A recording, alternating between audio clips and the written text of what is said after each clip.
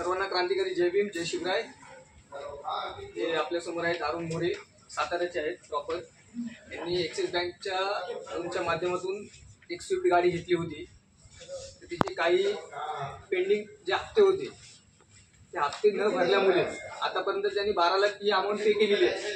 Minimum फक्त 54 ते 55 हजार रुपये त्यांची काही अमाऊंट बाकी होती आणि ती भरल्या न मुळे समोरच्या बँकने डायरेक्टली त्यांना विश्वासात न घेता, त्यांना कोणतीही नोटीस न देता त्यांची गाडी रस्त्यामध्येच हायजॅक केली। त्यांना गाडीतून जबरदस्तीने उतरवण्याचं काम केलं आणि यांची गाडी घेऊन निघून गेले। आज महिनाभरापासून यांना टाळाटाळ करतात, यांना कोणी भेटत नाहीये। परंतु आमच्यापर्यंत यांनी संपर्क साधला। मी बहुजन क्रांती पॅंथर संघटनेचा राष्ट्रीय अध्यक्ष राहुलभाई सोलंकी, त्यांनी माझ्याकडे मदतीचा हात मागितला सामाजिक संघटनेच्या माध्यमातून, म्हणून त्यांच्यासाठी त्या दिवशी आम्ही गेलो होतो सानपाड्याच्या त्यांच्या काही बँकच्या ॲक्सेसच्या ऑफिसला भेट द्यायला गेलो होतो।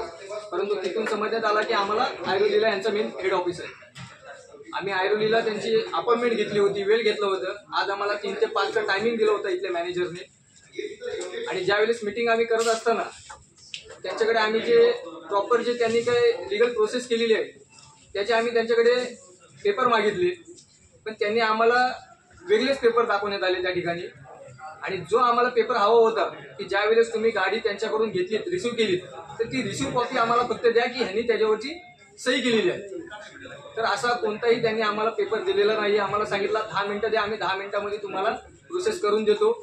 परंतु जो मॅनेजर आहे तोही पळाला, त्याच्यासोबत त्याचा असिस्टंट होता तोही पळाला आणि आता कोणी स्विच ऑफ दोघांनी ठेवलेले।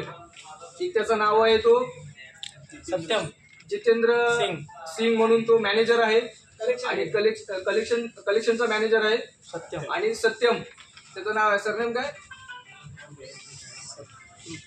XYZ कोणीही असो तो। परंतु यांनी या माणसासोबत फ्रॉड केलेला आहे, त्याला फसवणूक केलेली आहे। आणि आता ज्यावेळेस आम्ही त्यांची वाट बघतोय, अजून फोन लावतो, फोनच स्विच ऑफ आहे। परंतु त्यांनी या ठिकाणी पोलीस डिपार्टमेंटचे काही कर्मचारी बोलवलेले आहेत। परंतु आमची सरळ मागणी आहे कायद्याच्या स्वरूपामध्ये, जर आमच्या माणसांनी जर त्या ठिकाणी पेंडिंग ठेवलेले असतील ते भरायला देखील तयार होता। परंतु ह्या माणसांनी कुठलीही नोटीस न देता या माणसासोबत जो फसवणुकीचा काम केलेला आहे त्यासाठी आम्ही इथे आलेलो आहोत। एक सामाजिक संघटनेच्या माध्यमातून, कायद्याच्या स्वरूपातून, संविधानाच्या माध्यमातून आम्ही न्याय मागतोय।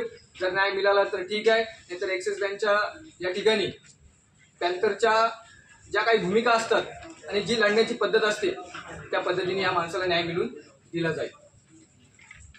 तुम्हाला काय बोलायचं आहे?